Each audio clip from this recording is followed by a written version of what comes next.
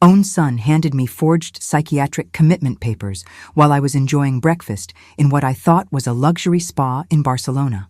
I smiled, signed them with a flourish, and 2 hours later found myself locked in a foreign mental institution.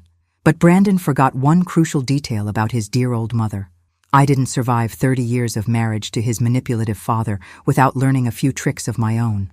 Comment your city below and subscribe to stay connected. Time to dive into the story. Let me back up and tell you how a perfectly planned mother-son bonding trip turned into the most expensive mistake of my children's lives. 3 weeks ago, I was just Margaret Harrison, recent widow, sitting in my Phoenix living room, wondering what to do with the rest of my life. Then Brandon showed up with his wife Amber, all smiles and concern, talking about how I needed a change of scenery after Dad's funeral. How thoughtful of them to plan an all-expenses-paid trip to Spain. I should have known something was wrong when Amber actually volunteered to help me pack. "Mom, you're going to love this place," Brandon said, squeezing my hand as our taxi pulled up to what looked like a medical facility disguised as a resort. The Serenity Wellness Center specializes in helping people your age transition to their next life chapter. Their next life chapter. At 62, apparently, I was already being written off as someone whose story was nearly finished. The irony wasn't lost on me that my own children thought I needed help transitioning when they were the ones about to need all the help they could get. The building was gorgeous, I'll give them that. White stone walls, perfectly manicured gardens, fountain in the courtyard. Very expensive looking, very convincing. The kind of place that would make anyone feel safe and cared for, right up until the moment they realized they'd been had. "Mrs. Harrison, welcome," said Dr. Martinez, a thin man in an expensive suit who appeared the moment we walked through the doors. "We've been expecting you." Of course they had. My son had been planning this for months, probably since the moment Dad's will was read and he learned I'd inherited everything. All $2.3 million of it, plus the house, plus Dad's life insurance. Quite a motivator for filial devotion. "The grounds are beautiful," I told Dr. Martinez, "because what else do you say when you're being led like a lamb to slaughter?" "How long has this facility been operating?" "Oh, we've been helping families like yours for many years," he replied smoothly. "Transitions can be difficult, but we make them as comfortable as possible." Amber linked her arm through mine, playing the devoted daughter-in-law. "We researched dozens of places, Mom Margaret. This one has the best reputation for people dealing with adjustments. Adjustments. There was that word again.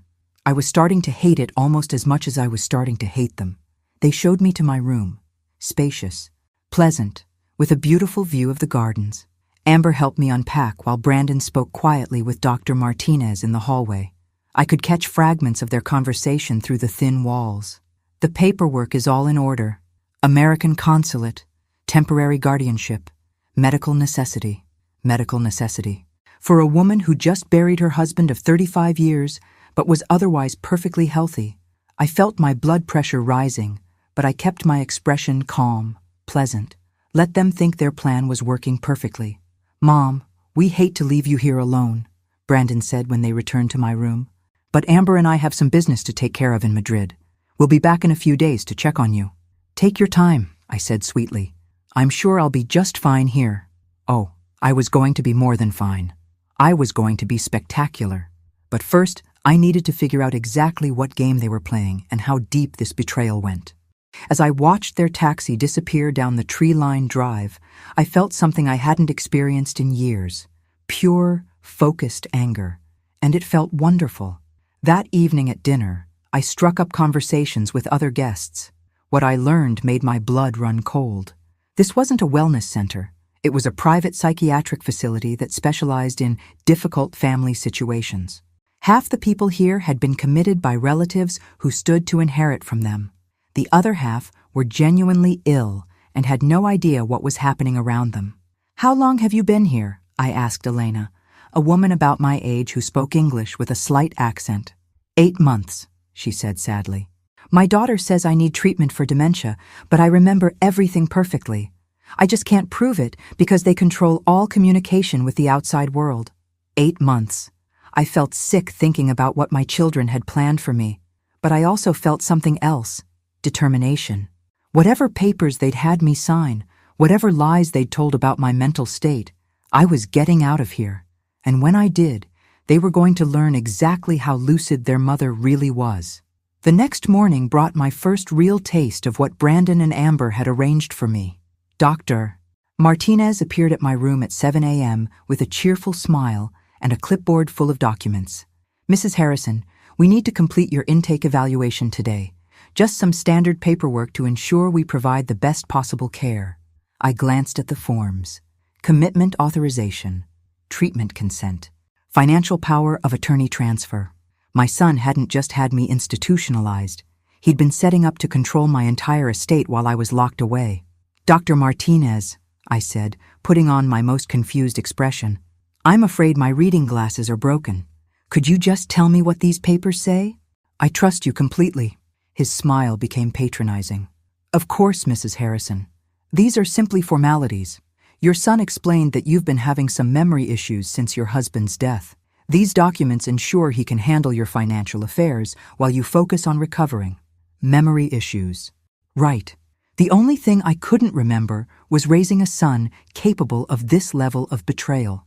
I signed everything with a shaky hand, playing the part of a confused, grieving widow. But as I wrote my name, I was memorizing every detail, the legal language, the witness signatures, the official seals. If these documents were forgeries, I'd need proof. If they were legitimate, I'd need to understand exactly how my rights had been signed away.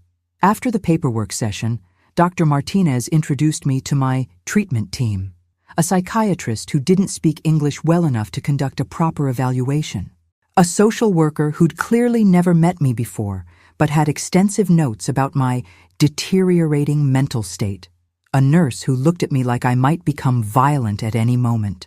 Mrs. Harrison has been experiencing significant cognitive decline, the psychiatrist Dr. Vega read from a file.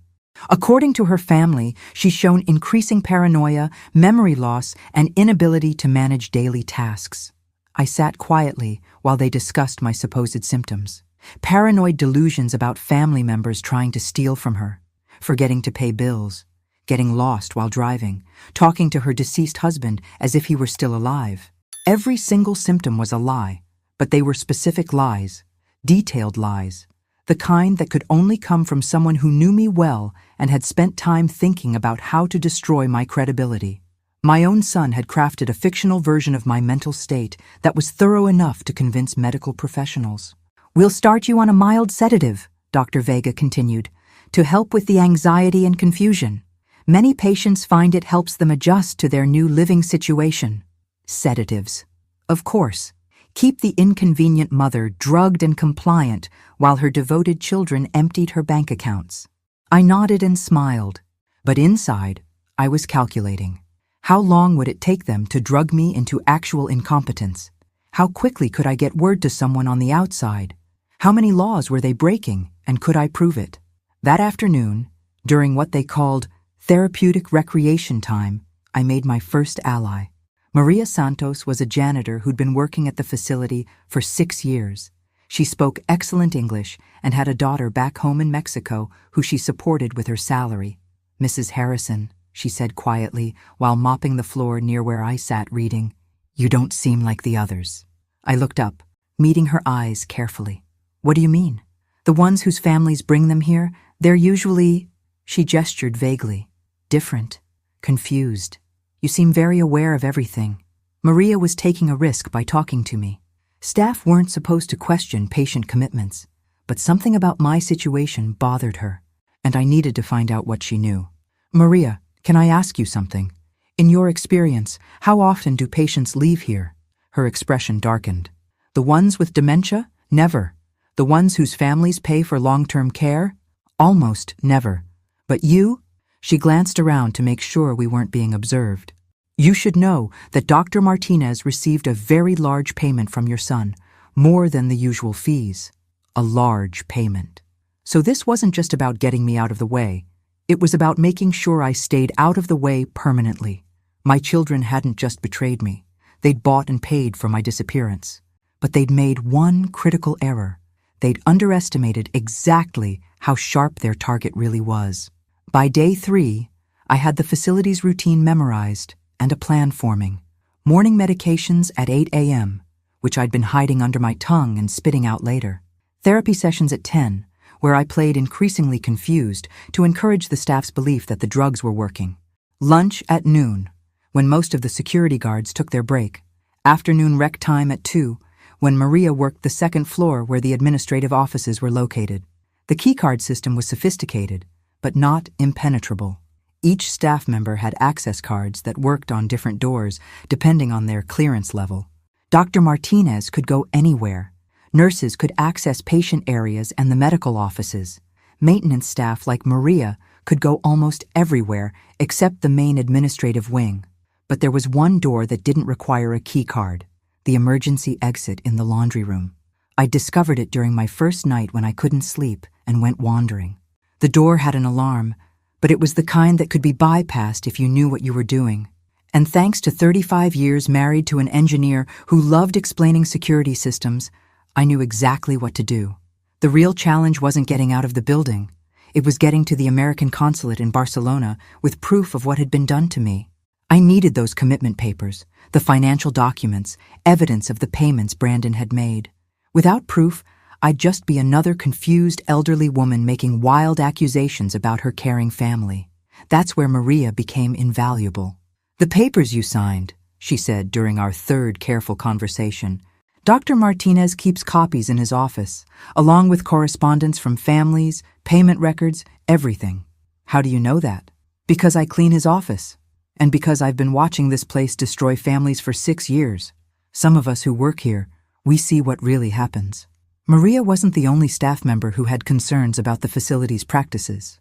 There was a whole network of janitors, kitchen workers, and lower-level nurses who'd witnessed too many suspicious commitments to believe they were all legitimate. They'd just never had anyone with the resources and determination to do something about it.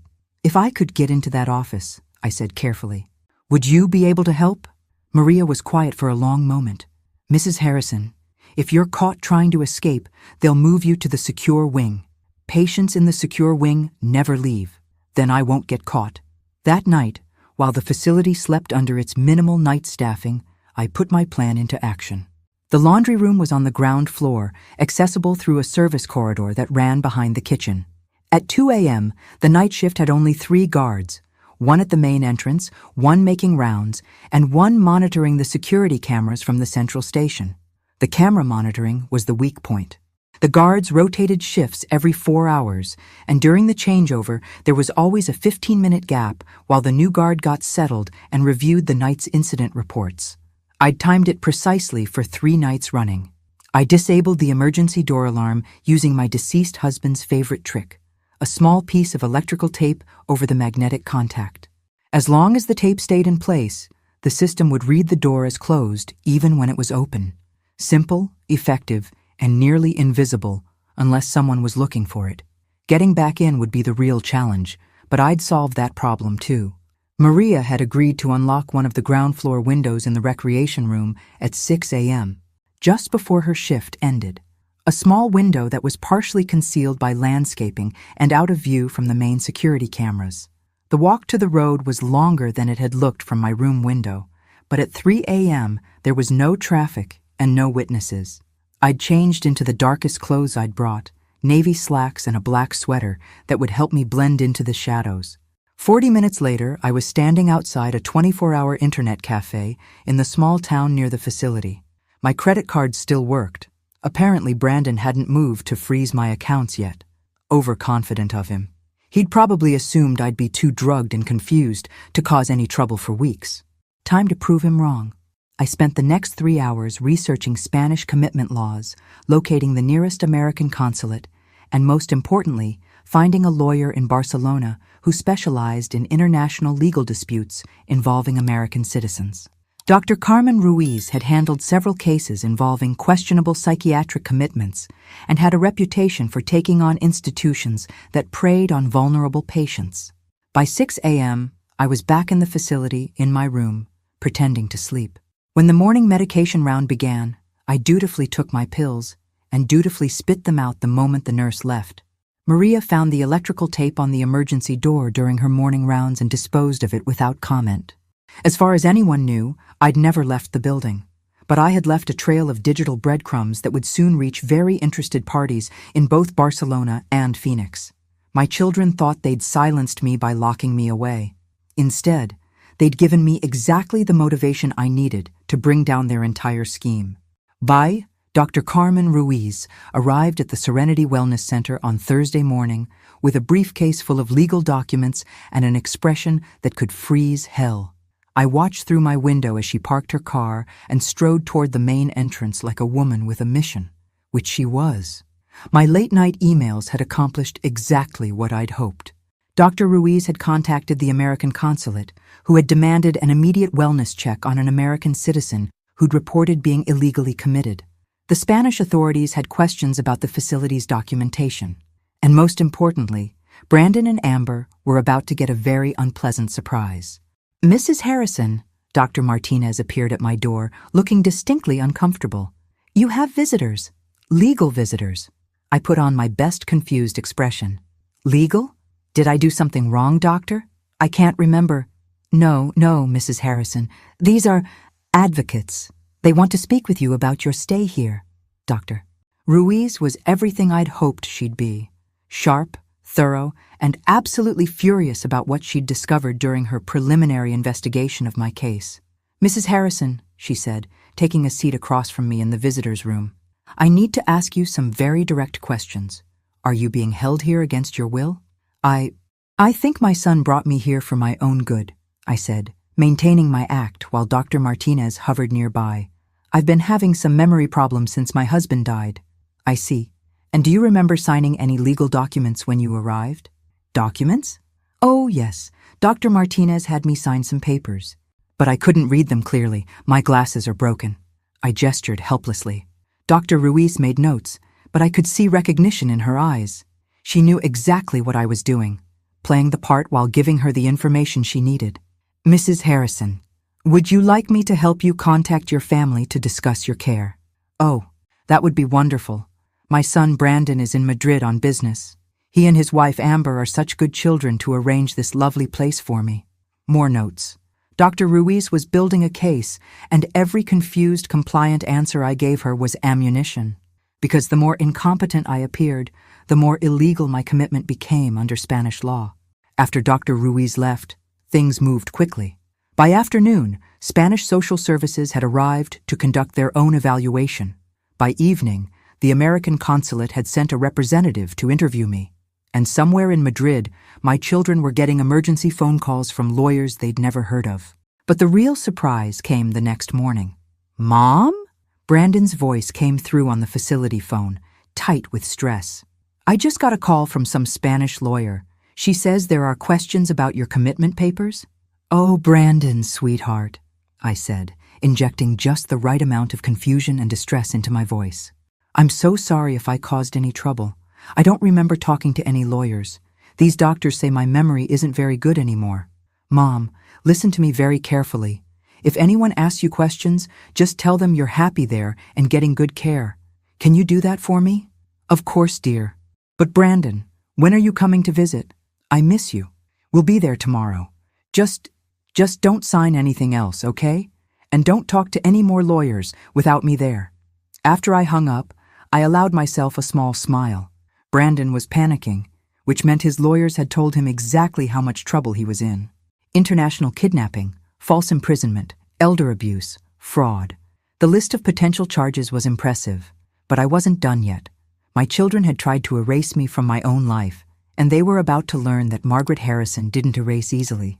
That evening, Maria brought me something that made my day complete. Photocopies of the documents from Dr. Martinez's office. Payment records showing Brandon had transferred $50,000 to the facility. Correspondence discussing long-term care options for patients whose families wanted permanent placement. And most damning of all, a psychiatric evaluation that had been written before I'd even arrived at the facility. The evaluation that supposedly documented my deteriorating mental state was dated 3 days before I'd left Phoenix, which would have been impressive since I'd never been examined by any psychiatrist. Brandon had paid for forged medical documents to support my illegal commitment. He'd bribed a foreign facility to hold me indefinitely, And he'd done it all while pretending to be a loving son, concerned about his mother's welfare. Tomorrow, when he and Amber arrived for their visit, they were walking into a trap. The Spanish authorities would be waiting. The American consulate would have questions. And their confused, helpless mother would suddenly become very articulate about exactly what had been done to her. But the real surprise would come later, when they returned to Phoenix and discovered what I'd accomplished during my supposedly helpless weeks locked away in Spain. Brandon and Amber arrived at the facility Friday morning, looking like they hadn't slept in days. Good. I'd been sleeping beautifully, even without the sedatives they thought I'd been taking. Amazing how well you rest when you know justice is about to be served. Mrs. Harrison, Dr. Martinez said, ushering them into the visiting room where I waited. Your son and daughter-in-law are here to see you. I looked up with the expression of someone whose medication was making everything fuzzy. Brandon? Oh, sweetheart, you came back. I was so worried I'd done something wrong. The doctors keep asking me questions I can't remember the answers to. Brandon shot a sharp look at Dr. Martinez. What kind of questions? Oh, about why I'm here, and who brought me, and whether I want to stay. I pressed my hand to my forehead dramatically. It's all so confusing. I told them you know what's best for me. Amber squeezed my hand with fake warmth. Mom, Margaret, you haven't signed any more papers, have you? Sometimes places like this try to get patients to sign things they don't understand. I don't think so, dear. Although that nice lawyer lady did ask me to sign something yesterday. But I told her I couldn't see clearly without my glasses. The blood drained from Brandon's face. What lawyer? Before I could answer, Dr. Carmen Ruiz walked into the room accompanied by 2 Spanish officials and a representative from the American consulate. Mr. Harrison, Dr. Ruiz said crisply, I'm Carmen Ruiz, representing your mother in matters related to her commitment to this facility. We need to discuss some irregularities in the documentation you provided. Brandon stood up slowly, his lawyer instincts kicking in even as his face went pale. I'm not sure what you mean. My mother agreed to treatment here. We have all the proper paperwork. Yes, let's talk about that paperwork. Dr. Ruiz opened her briefcase and pulled out a stack of documents. Specifically, the psychiatric evaluation dated 3 days before your mother left the United States. The evaluation supposedly conducted by Dr. James Morrison of Phoenix General Hospital. She looked directly at Brandon. Dr. Morrison has never heard of your mother. In fact, he was attending a medical conference in Seattle during the dates listed on this evaluation. Amber's hand tightened around mine, her nails digging in. I looked at her with wide, confused eyes. Amber, dear, you're hurting me. We also have questions about the financial arrangements, the consulate representative added. Specifically, the $50,000 payment made to this facility before your mother was admitted. That's well above standard fees for the level of care provided. Brandon was sweating now. I wanted to ensure Mom received the best possible treatment. Money wasn't an object. How thoughtful, Doctor. Ruiz said dryly. And the power of attorney documents giving you control over her assets while she's receiving this treatment? Standard precautions. Mom has been showing signs of cognitive decline since Dad's death. Someone needs to manage her finances. That's when I decided it was time to drop my confused act. Actually, Brandon, I said, my voice suddenly clear and strong, someone has been managing my finances, but it wasn't cognitive decline that necessitated it. The room went dead silent. Brandon stared at me like I'd risen from the grave. Mom? Amber whispered. I've been fully aware of everything that's been happening here. The forged medical documents, the illegal commitment, the plan to keep me locked away while you emptied my bank accounts. I smiled at them both. What you didn't count on was that your mother isn't nearly as helpless as you thought. Brandon found his voice. You've been faking? This whole time? Oh, sweetheart, I haven't been faking anything. I really was confused about how I could have raised a son capable of this level of betrayal. Dr. Ruiz was taking notes furiously. The Spanish officials were speaking quietly into their radios, and my children were finally seeing their mother clearly for the first time in their adult lives. But here's what's really going to confuse you, I continued. While you've been congratulating yourselves on your clever scheme, I've been busy making some arrangements of my own. I pulled out my phone, the one they thought I was too confused to use properly. I had a lovely conversation with my lawyer in Phoenix yesterday. Turns out that attempting to have someone falsely committed for financial gain is considered elder abuse under Arizona law. The penalties are quite severe. Amber was crying now. Real tears, not the crocodile tears she'd used to manipulate me for years. Your house is currently being searched by investigators, I continued. Your financial records are being audited, and your attempt to access my bank accounts while I was supposedly incapacitated triggered some very interesting fraud alerts. Brandon slumped into his chair like a deflated balloon. Mom, we can explain. Oh, I'm sure you can. You're both very good at explanations. Very creative with the truth. I stood up, feeling stronger and more clear-headed than I had in years. But you know what? I don't actually want to hear your explanations anymore. I turned to Dr. Ruiz. I'd like to press charges for false imprisonment, elder abuse, fraud, and anything else you think might apply. She smiled grimly. It will be my pleasure to help you with that, Mrs. Harrison. As Brandon and Amber were led away by Spanish authorities, I realized something profound had changed. For the first time in decades, I felt truly free. Free from their manipulation, their false concern, their constant undermining of my independence. They'd tried to erase Margaret Harrison from her own life. Instead, they'd awakened someone they'd never met, a woman who was done being anyone's victim. And I was just getting started. The flight back to Phoenix gave me 8 hours to plan my next moves. Brandon and Amber were facing extradition proceedings in Spain, but that was just the appetizer. The main course would be served when I got home and discovered exactly how deep their betrayal went. My first stop wasn't home. It was the law office of Patricia Williams, the attorney I'd hired during my midnight internet research session. Patricia was everything her reputation promised. Sharp, thorough, and absolutely delighted to take on a case involving international elder abuse. Mrs. Harrison, she said, reviewing the files I'd compiled, what your son did constitutes multiple federal crimes. But I have to warn you, proving financial elder abuse can be complicated when family members have legitimate access to accounts. That's what I was afraid you'd say. But Patricia, I think there's more to discover. Brandon didn't cook up this scheme overnight. This level of planning, the forged documents, the international facility arrangements, he had help. What kind of help? I pulled out a folder I'd been putting together during the flight. Brandon's wife Amber works for Fletcher & Associates, a financial planning firm. His best friend Marcus is a psychiatrist. His neighbor Karen Wright is a paralegal who specializes in elder law. Quite a convenient collection of professional connections. Patricia's eyebrows rose. You think this was a conspiracy? I think my son assembled a team of experts to help him steal my inheritance legally. And I think they've done this before. We spent the next 3 hours going through my financial records, looking for any suspicious activity from the past year. What we found was even worse than I'd expected. Small transfers that I'd never authorized, investment changes I'd never agreed to, and most damning of all, a new life insurance policy taken out in my name 6 months ago, with Brandon as the sole beneficiary. Margaret, Patricia said quietly, this policy has a double indemnity clause for accidental death or death by natural causes in a foreign country. The room went cold. They hadn't just planned to steal my money while I was locked away in Spain. They'd been planning for me to die there. How much is the policy worth? $1.5 million. Combined with your existing assets, Brandon would have inherited over $4 million if you'd died in that facility. I sat back in my chair, processing this revelation. My own son hadn't just betrayed me. He'd been planning my murder, disguised as natural causes brought on by the stress of foreign institutionalization, but murder nonetheless. Patricia, I want to know everything. Every person who helped him, every document they forged, every law they broke, and I want them all held accountable.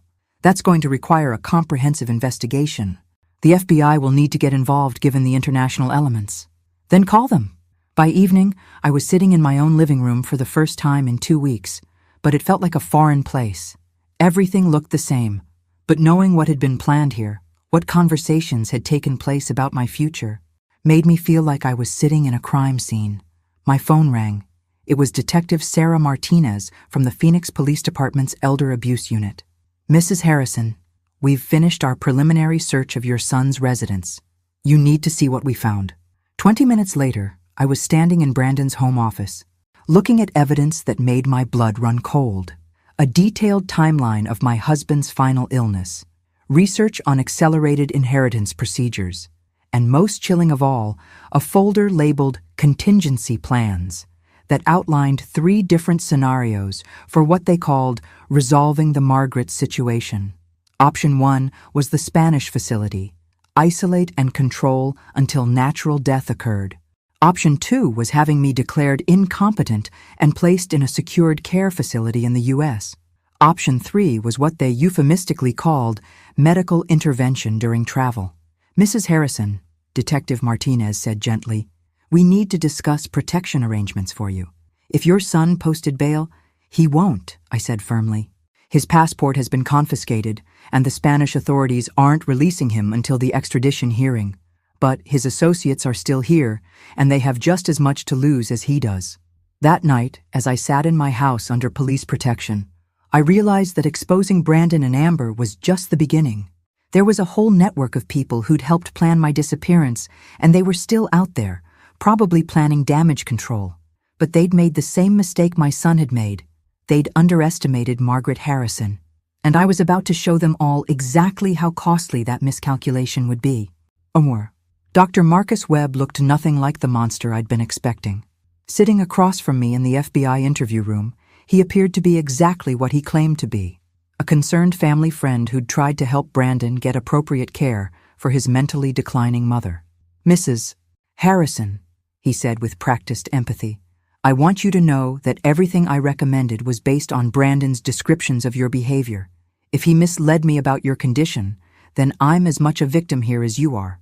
Special Agent Linda Cooper, who'd been assigned to lead the conspiracy investigation, made notes while maintaining a neutral expression, but I could see she wasn't buying Marcus's innocent act any more than I was. "Dr. Webb," I said pleasantly, "could you explain how you diagnosed my condition without ever examining me?" "I didn't diagnose anything. I simply provided Brandon with general information about facilities that treat age-related cognitive decline.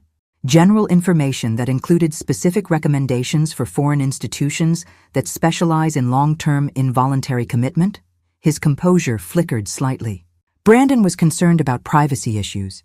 He felt a domestic facility might not provide the discretion your family needed. Discretion. Interesting word choice. I opened the folder Agent Cooper had given me. "Dr. Webb, are you familiar with Elena Vasquez, Thomas Chen, and Dorothy Miller?" "I don't believe so. They're 3 other patients who were committed to foreign facilities based on your recommendations over the past 2 years. All of them had substantial inheritances. All of them died within 6 months of commitment." The room went very quiet. Marcus's lawyer, who'd been silent until now, leaned forward. "My client has no knowledge of any other cases beyond his consultation with Mr. Harrison." "That's strange," Agent Cooper interjected, "because your phone records show 17 calls to the Serenity Wellness Center over the past 18 months. That's quite a lot of contact for someone who only provided general information to one family." I watched Marcus's face carefully as the walls closed in around him. This man had helped orchestrate the deaths of at least 3 other people, and he'd nearly added me to that list. "There's something else," I said, pulling out another document. "The life insurance policy Brandon took out on me? The application includes a medical history that could only have come from someone with access to my actual medical records." Marcus's lawyer was furiously taking notes now. "Mrs. Harrison, are you suggesting my client illegally accessed confidential medical information?" "I'm not suggesting it. I'm stating it as fact. Dr. Webb accessed my records through the hospital system where he has privileges, then used that information to help Brandon create a credible medical history for the insurance application." Agent Cooper nodded. "Computer forensics confirmed that Dr. Webb accessed Mrs. Harrison's medical records 14 times in the 3 months before she left for Spain. He also accessed records for Elena Vasquez, Thomas Chen, and Dorothy Miller." The room was dead silent, except for the sound of Marcus's lawyer's pen frantically scratching across his legal pad. "Dr. Webb," I continued, "how much did Brandon pay you for your expertise? Was it a flat fee, or did you get a percentage of the inheritance?" "I think this interview is over," his lawyer said quickly. "Actually, it's just getting started," Agent Cooper replied. "Dr. Webb, you're under arrest for conspiracy to commit elder abuse. insurance fraud, and computer crimes, and those are just the federal charges. As they led Marcus away in handcuffs, I felt a grim satisfaction. One down, but the investigation was revealing more conspirators than I'd originally suspected. Amber's boss at Fletcher & Associates had helped structure the financial transfers. Karen Wright had provided legal guidance on commitment procedures, and there were others, a whole network of professionals who'd turned elder abuse into a profitable side business. But the most shocking revelation came that evening when Agent Cooper called me at home. "Mrs. Harrison, we've been analyzing the financial records from all the connected cases. The money stolen from victims wasn't just divided among the conspirators. Most of it went to fund something much larger." "What kind of something?" "A company called Golden Years Consulting. It's marketed as a service that helps families navigate care options for aging parents. But it's actually a sophisticated operation that identifies wealthy seniors, manufactures medical crises, and then profits from their institutionalization or death." I sat down heavily. "How many victims are we talking about?" "So far, we've identified 12 definitive cases over 3 years, but we think there may be dozens more." My son hadn't just betrayed me personally. He'd been part of an enterprise that was systematically targeting and destroying elderly people across the country. People like me who'd worked their whole lives to build something for their families, only to have those families turn that love into a weapon against them. "Agent Cooper," I said, "what can I do to help you catch all of them?" "Actually, Mrs. Harrison, we have a proposal for you, and it's going to require you to be braver than you've ever been before." The plan Agent Cooper outlined was audacious, dangerous, and exactly what I needed to ensure justice was served. Golden Years Consulting was holding their annual Professional Development Retreat in 2 weeks, a gathering where they shared strategies for identifying vulnerable targets and maximizing profits from elder exploitation. "We want you to attend as bait," Agent Cooper explained during our planning session. "You'll pose as a wealthy recent widow looking for advice on protecting your assets from potentially greedy family members. The goal is to get them to reveal their methods on tape. Essentially, I'll be shopping for services to protect myself from people like my own son." "Exactly. But Mrs. Harrison, I need you to understand the risks. If they suspect you're working with us, or if they recognize you from the news coverage of Brandon's arrest, they'll try to eliminate me permanently." I finished her thought. "Agent Cooper, these people planned my murder. The least I can do is help ensure they can't do it to anyone else." The retreat was being held at an exclusive resort in Scottsdale, the kind of place where wealthy retirees go to spend their golden years in comfort and security. The irony wasn't lost on me that these predators had chosen a venue designed to represent everything they were destroying. I spent a week preparing for my role. Patricia Williams helped me create a fake identity, Eleanor Blackwood, recently widowed, inheritor of a tech fortune, and supposedly paranoid about her stepchildren's intentions. Agent Cooper's team provided me with sophisticated recording equipment and a detailed backstory that would withstand scrutiny. But the most important preparation was psychological. I had to present myself as the kind of vulnerable target these people preyed upon while actually being strong enough to outwit them. It was a delicate balance between appearing weak and staying alert. The retreat attendees were exactly what I'd expected: well-dressed professionals who'd found a way to monetize human misery. Doctors, lawyers, financial planners, even funeral directors who specialized in expediting family transitions during difficult times. Dr. Rebecca Chen, the retreat coordinator, welcomed me warmly during registration. "Eleanor, I understand you're dealing with some family complications regarding your inheritance. My late husband's children have made it very clear they think I'm too old to manage significant assets," I said, injecting just the right amount of worry into my voice. "I need to know what options I have to protect myself." "You've come to the right place. We specialize in helping people in situations exactly like yours." The presentations were chilling. Workshop titles included Medical Documentation for Expedited Competency Challenges, International Care Facility Placement, and Asset Protection During Family Transitions. Each session was essentially a how-to guide for stealing from elderly people while maintaining legal cover. During the lunch break, I found myself sitting with 3 other clients, all wealthy widows who'd been referred by family members. What I learned from them made me sick. My daughter brought me here, said Janet Morrison, a 74-year-old from Tucson. She says I need to be more realistic about my future care needs. But honestly, I feel fine. Same here, added Patricia Wells. My son-in-law is very concerned about my financial management. He thinks I should simplify my affairs. These women were being set up for the same treatment I'd narrowly escaped. Their own families had brought them here to be evaluated as potential targets. That afternoon's session was led by Dr. Marcus Webb's replacement, a smooth-talking psychiatrist named Dr. James Morrison, who specialized in rapid cognitive assessments for time-sensitive family situations. Ladies, he told our group, the key to protecting yourself is recognizing when you're no longer capable of making sound decisions. Many people resist help because they don't realize their judgment has been compromised. He was literally teaching these women to doubt their own mental competence while he evaluated them as potential victims.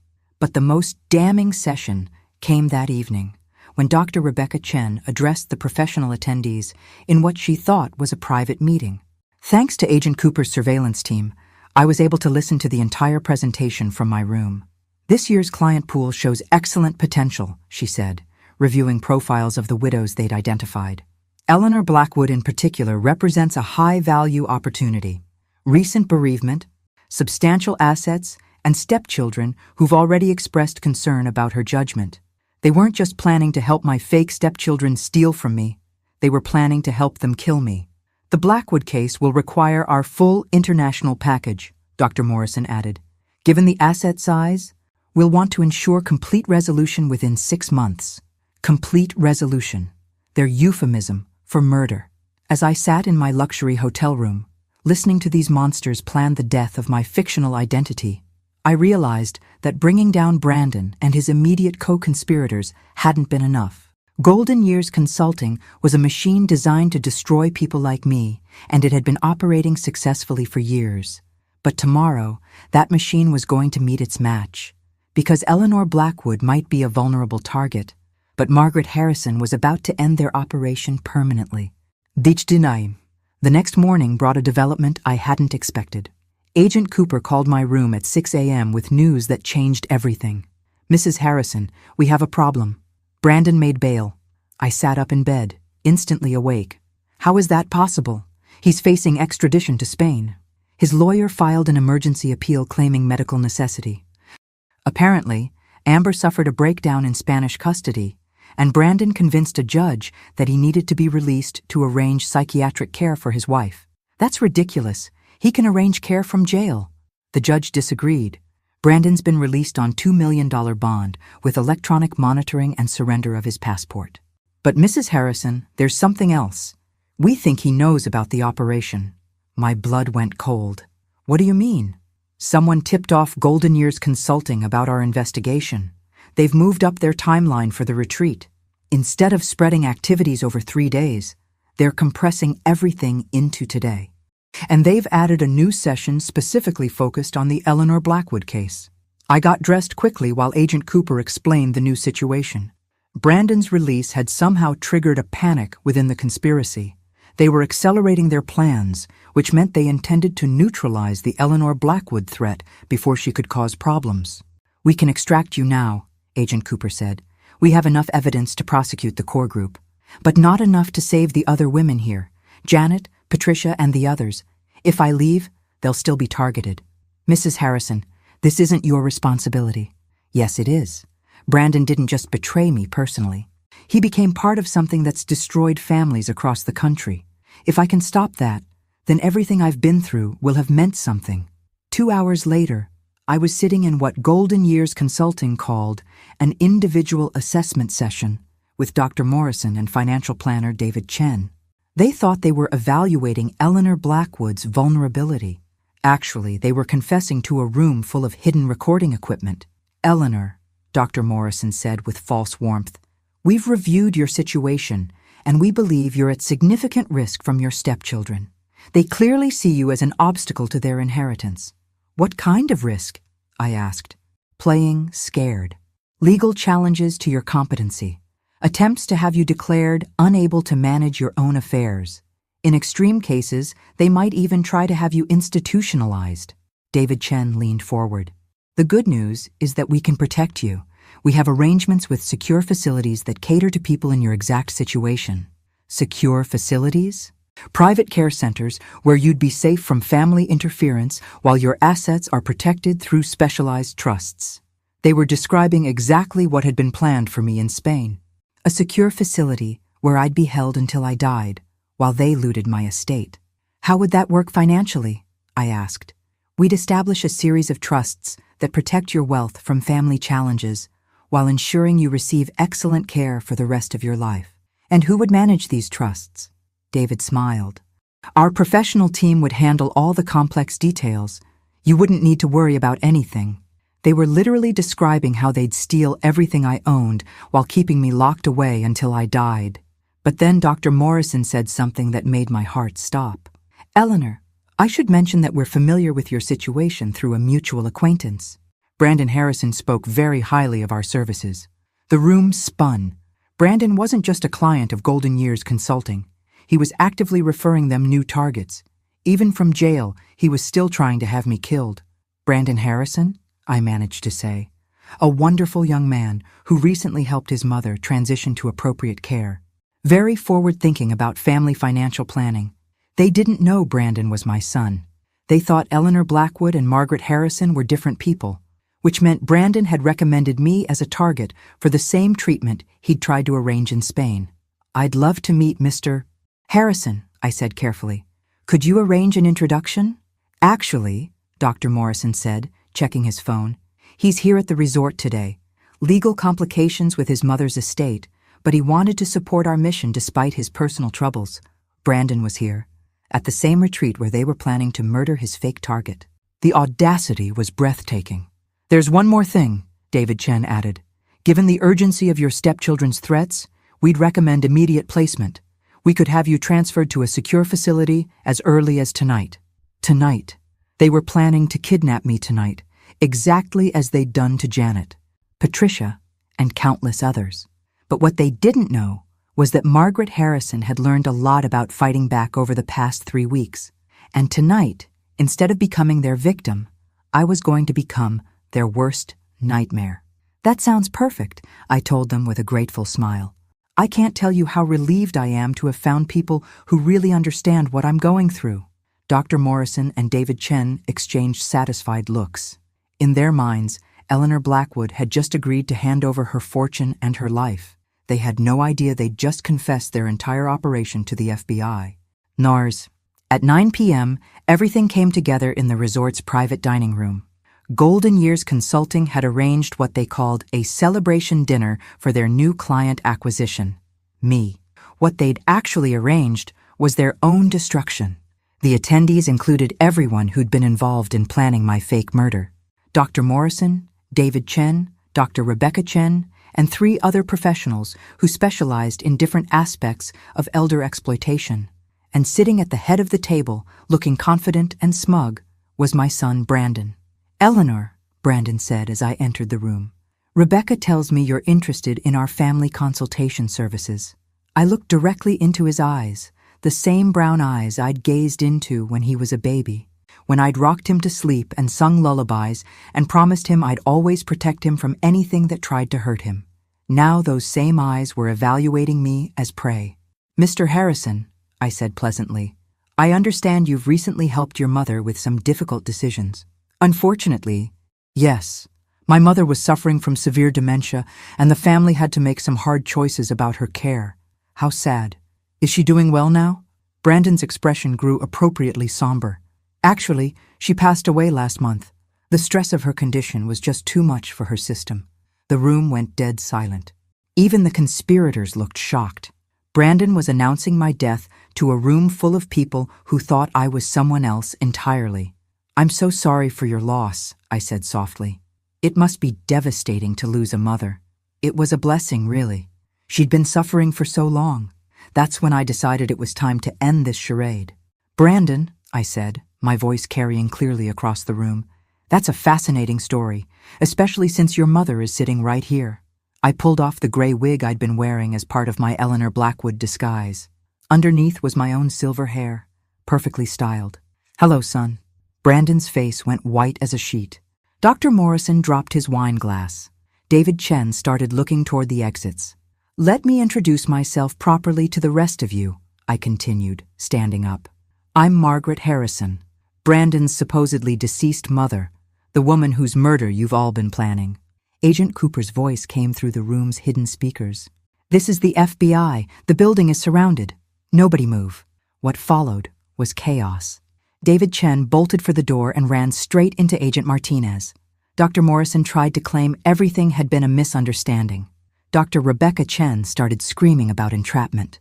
But Brandon just sat there, staring at me with a mixture of shock, rage, and something that might have been admiration. "How long have you known?" he asked quietly. "That you were trying to have me killed?" "Since Spain." "That you were part of this larger operation?" "Since yesterday." "That you'd actually told them I was dead?" "Since about 5 minutes ago." Agent Cooper and her team filed into the room. Badges displayed, handcuffs ready. "Brandon Harrison," she said formally, "you're under arrest for conspiracy to commit murder, elder abuse, fraud, and violation of federal racketeering statutes." As they handcuffed my son, he looked at me one more time. "You know, Mom, I always underestimated you." "Yes," I said sadly. "That was your biggest mistake." The next hour was a blur of arrests, evidence collection, and victim interviews. The other widows at the retreat were shaken but grateful to learn they'd narrowly escaped the same fate planned for me. Janet Morrison hugged me with tears in her eyes. "You saved our lives," she whispered. 6 months later, I sat in a federal courthouse watching Brandon receive a sentence of 25 years for his role in what prosecutors called the most sophisticated elder abuse conspiracy in American history. Amber got 15 years. Dr. Morrison got 20. The entire Golden Years consulting network was dismantled, with assets seized to compensate victims.